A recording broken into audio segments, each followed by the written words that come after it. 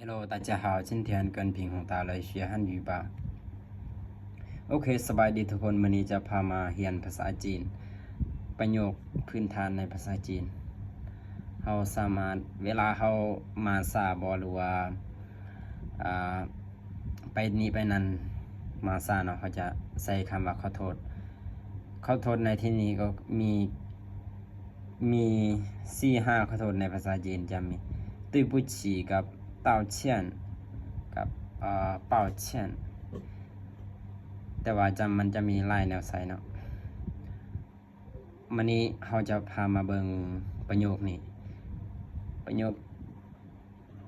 ตัวนี้จะอ่านว่า对不起让你久等了เนี่ย对不起让你久等了ตอนนี้ให้ทุกคนเข้าใจว่า